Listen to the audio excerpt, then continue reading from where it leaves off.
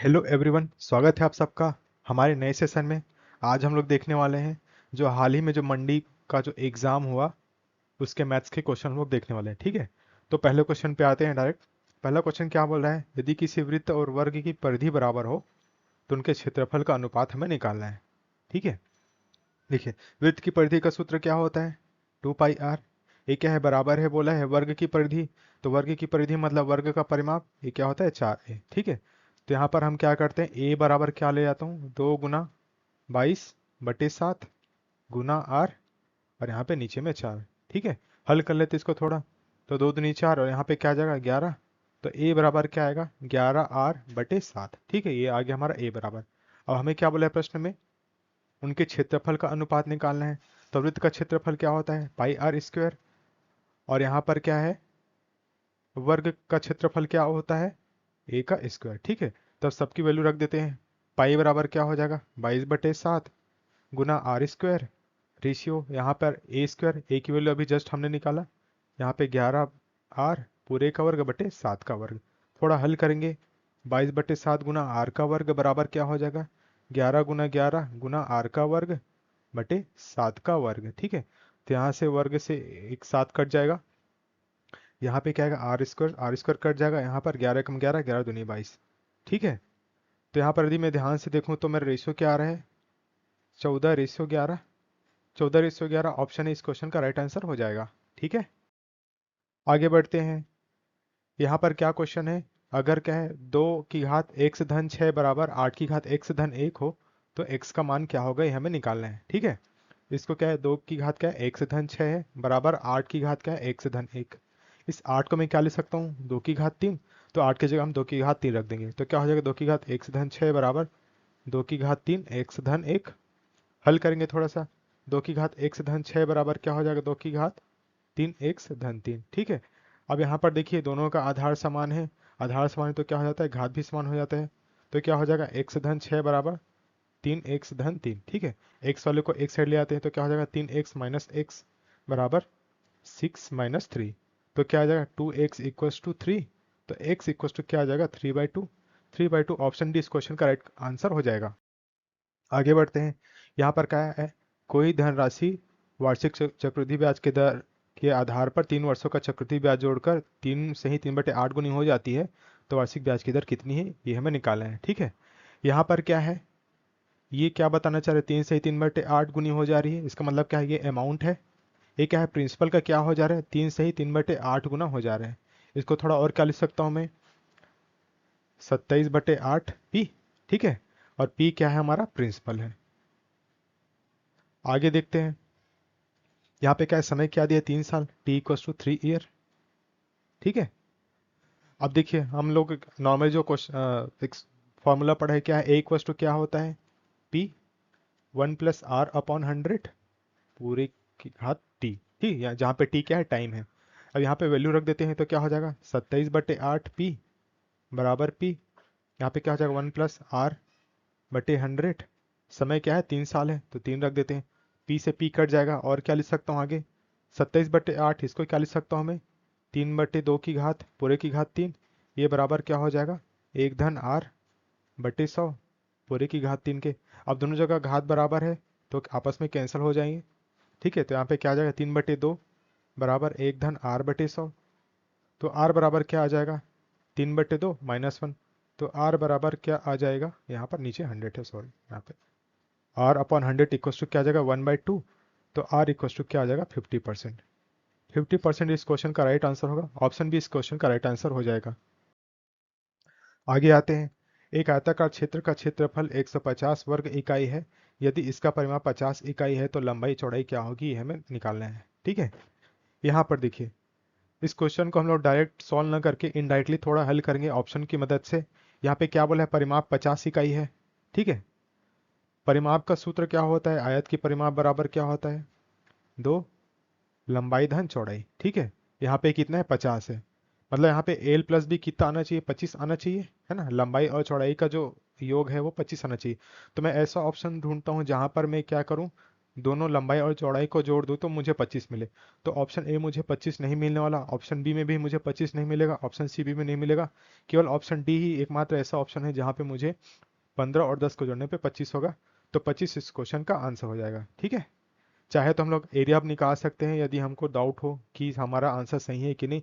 तो क्या यहाँ पर 15 और 10 है, तो आयत का क्षेत्रफल क्या होता है, लंबाई गुना चौड़ाई, है ना।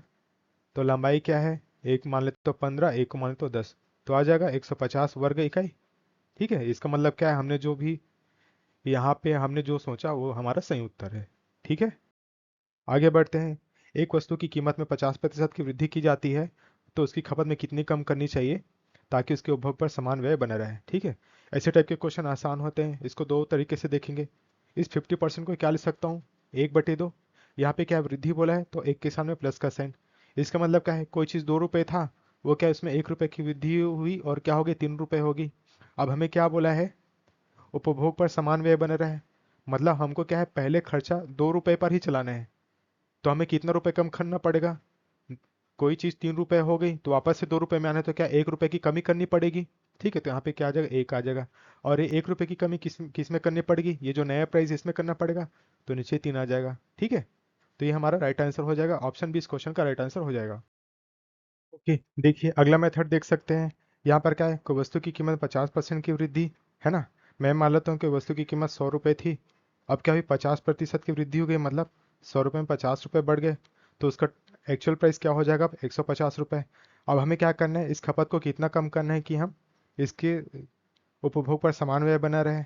ठीक है, मतलब क्या है, मुझे क्या अपना खर्चा 150 रुपये में नहीं चलाना है, मुझे 100 रुपये में खर्चा चलाना है। ठीक है, तो इसके लिए क्या कर सकता हूँ, 150 से मुझे वापस 100 पे जाना है तो कितना कम करना पड़ेगा, 50 रुपये कम करना पड़ेगा।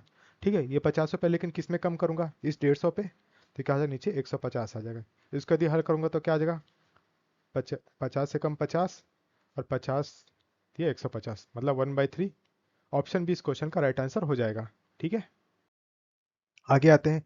दो संख्याओं का एचसीएफ और एलसीएम क्या है, 24 और 168 है। संख्याएं 1:7 में है, तो दोनों संख्याओं में से बड़ी संख्या क्या होगी, यह हमें बताना है। ठीक है, यहाँ पर देखिए, यदि हम इसको डायरेक्ट सॉल्व करें बिना पेन उठाए तो हम लोग क्या कर सकते हैं, यहाँ पर 1:7 में क्या है, संख्याएं हैं और हमें सबसे बड़ी संख्या पूछी है। तो बड़ी संख्या कौन सी होगी 1:7 में, 7 अनुपात वाली। तो मैं ऐसा ऑप्शन देखूंगा जहाँ पे जो जो ऑप्शन क्या है 7 से डिविजिबल हो। तो मैं ध्यान से देखता हूँ तो 168 क्लियरली डिविजिबल है 7 से। वहीं बी पे आता हूँ, 144 डिविजिबल नहीं होगा 7 से, 72 भी डिविजिबल नहीं होगा, और ऑप्शन सी 108 ये भी डिविजिबल नहीं होने वाला। तो हमारा ए ऑप्शन राइट हो जाएगा। ठीक है, ये तो हो गया, थोड़ा सा हमने सोचा उस तरीके से। और यदि हमको बेसिक से करना है तो क्या हो जाएगा, रेशियो दिया है संख्याओं का 1:7, तो संख्या में मान लो तो x और 7x। ठीक है, अब इनका एचसीएफ क्या हो जाएगा, एचसीएफ हो जाएगा x, एलसीएम क्या हो जाएगा, एलसीएम हो जाएगा हमारा, यदि हम करना चाहें तो x हो जाएगा 7x, यहाँ पे क्या आ जाएगा, x से भाग दूंगा तो ये एक हो जाएगा और ये 7, फिर क्या आ जाएगा 7 से तो एक, मतलब 7x हमारा एलसीएम हो जाएगा। ठीक है, अब क्या है, यहाँ पर एचसीएफ और एलसीएम दिया है, तो क्या होता है, हमने पढ़ा ही होगा कि इन्हीं दो संख्याओं का जो गुणनफल है वो बराबर होता है उनके एचसीएफ और एलसीएम के। तो क्या हो जाएगा, n1 गुना n2 बराबर एचसीएफ गुना एलसीएम। ठीक है, यहाँ पर n1 क्या है, x गुना 7x, ये बराबर है एचसीएफ। एचसीएफ कितना दिया है हमारा क्वेश्चन में, 24, और एलसीएम दिया है 168। तो यहाँ से क्या करते हैं, एक्स स्क्वायर बराबर क्या हो जाएगा, 24 गुना 168/7। इसको क्या है, ये कितने बार जाएगा, 24 बार। तो एक्स स्क्वायर बराबर क्या आ जाएगा, 24 गुना 24। तो एक्स इक्वल टू क्या आ जाएगा, 24। हमें क्या बोला है, सबसे बड़ी संख्या 7x है।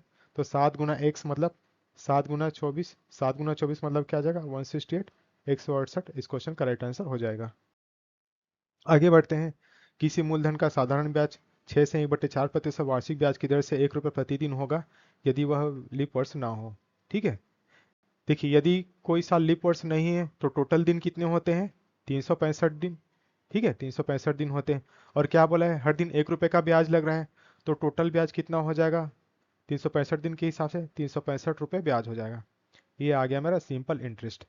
ठीक है, रेट ऑफ इंटरेस्ट क्या दिया है, 6 से 1/4, इसको क्या लिख सकता हूँ, 25/4%। ठीक है, प्रिंसिपल मुझे नहीं पता है, निकालना है।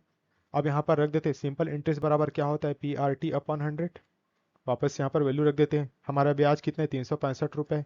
प्रिंसिपल कितना है नहीं पता। Rate of interest 25/4 × 100। समय क्या है यहाँ पर, समय क्या है, 1 वर्ष के लिए हमें निकालना है, तो टी बराबर क्या है, 1 ईयर। ठीक है, तो यहाँ पर 1 रख देते हैं। अब इसको हल कर लेते हैं। 25 से कम 25, 25×4 = 100, तो क्या हो जाएगा 365 × 4 × 4 बराबर पी। थोड़ा हल करेंगे, हल करेंगे तो क्या हो जाएगा 365 × 16। ये क्या आ जाएगा, 16×5 = 80, 8, 16×6 = 96, 96 में 8 जोड़ूंगा क्या आ जाएगा 4, 10। फिर क्या हो जाएगा 16×3 = 48, 48 में 10 जोड़ूंगा क्या आ जाएगा 58, 5, 8, 4, 0। ऑप्शन डी इस क्वेश्चन का राइट आंसर हो जाएगा। आगे बढ़ते हैं। यहाँ पे क्या है, 5 वर्ष पहले ए बी सी डी की औसत आयु 45 वर्ष थी। अब ई के साथ जुड़ने पर पांचों का औसत आयु 39 वर्ष हो गई। तो ई की आयु कितनी है, ये हमें निकालने हैं। अब देखिए यहाँ पर क्या है, 5 वर्ष पहले क्या है, ए बी सी डी की औसत आयु क्या है, 45 वर्ष थी। ठीक है, 5 साल पहले क्या थी औसत आयु, 45 वर्ष। ठीक है, अब मैं मान लूँ अभी वर्तमान में कितनी हो गई होगी इनकी औसत आयु, तो क्या करूँगा 45 में मैं क्या कर दूंगा 5 जोड़ दूंगा। ठीक है, तो ये हो जाएगा वर्तमान की औसत आयु। कितना आ गए 50 वर्ष। ठीक है, यहाँ पे तो टोटल क्या आ जाएगा सभी के, यदि मैं क्या करूँ आयु की बात करूँ तो क्या हो जाएगा 50 × 4, ये आ जाएगा टोटल वर्ष। अब क्या है, ई के साथ जुड़ने पर क्या है, उनके जो पांचों का औसत आयु 49 हो गया। ठीक है, अब जैसे ही क्या हुआ ई जुड़ा, A+B+C+D प्लस ई जैसे ही जुड़ा, फिर क्या हुआ हो गया, उनकी जो औसत आयु है 49 वर्ष हो गई। तो टोटल वर्ष कितने हो जाएंगे यहाँ पर, टोटल वर्ष बराबर क्या आ जाएगा 49 गुना यहाँ पर 5, क्योंकि 5 लोग हैं। ठीक है, अभी अभी हमने क्या A+B+C+D निकाला, औसत आयु कितना है यहाँ पर 50 × 4 मतलब 200 वर्ष। तो यहाँ पे क्या है 200 वर्ष रख दूंगा प्लस ई, और यहाँ पर 49 × 5। इसको थोड़ा सा हल करेंगे, ई बराबर क्या आ जाएगा 5 × 45, हंस लेगा 4, 5×4 = 20, 20×4 = 24 माइनस 200। तो ई बराबर क्या आ जाएगा 45 वर्ष। 45 वर्ष इस क्वेश्चन का राइट आंसर होगा। ऑप्शन सी इस क्वेश्चन का राइट आंसर हो जाएगा। आगे बढ़ते हैं। यहाँ पर क्या है, एक समबाहु त्रिभुज की प्रत्येक भुजा पर वर्ग बनाया गया है। यदि त्रिभुज की प्रत्येक भुजा 8 सेंटीमीटर हो तो संपूर्ण आकृति का क्षेत्रफल हमें बताना है। ठीक है, एक डायग्राम बना लेते हैं। यहाँ पर क्या है, समबाहु त्रिभुज, मान लीजिएगा समबाहु त्रिभुज है। ठीक है, अच्छे से बना देते हैं। मान लेते हैं ये समबाहु त्रिभुज है। यहाँ पर क्या है, प्रत्येक भुजा पर एक वर्ग बनाया गया है। ठीक है, तो इसको आप लोग मान लीजिएगा कि यहाँ पर वर्ग बना है। ठीक है, सभी भुजाओं पर एक एक वर्ग बना है। यहाँ पर ऐसा और यहाँ पर ऐसा मान लेते सभी वर्ग है आपस में। यहाँ पे क्या है, समबाहु त्रिभुज की भुजा दी है 8, मतलब सभी भुजाएं 8 है। और वर्ग के बारे में क्या पता है हमें कि वर्ग की सभी भुजा बराबर होती है, मतलब सभी भुजाओं का जो मान है यहाँ पर वर्ग का वो भी 8 हो जाएगा, 8 सेंटीमीटर। ठीक है, अब देखिए हमारे पास टोटल वर्ग कितने हैं, 3 है। ठीक है, तो मैं क्या करता हूँ, एक वर्ग का क्षेत्रफल निकाल लेता हूँ, फिर 3 से गुना कर दूंगा। तो वर्ग का क्षेत्रफल का सूत्र क्या होता है, ए का वर्ग। यहाँ पर ए बराबर क्या है 8, तो 8 का वर्ग, तो क्या हो जाएगा 64। ठीक है, और 3 वर्ग है तो अपने हम क्या करेंगे 3 से गुना कर देंगे, तो ये क्या आ जाएगा 192 सेंटीमीटर का वर्ग। ये हो गया वर्ग का क्षेत्रफल।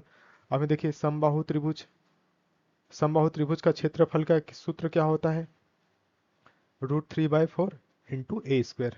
जहाँ पे ए बराबर क्या है 8 है। ठीक है, तो ए बराबर 8 रख देंगे, तो क्या हो जाएगा √3/4 इंटू 8 का स्क्वायर।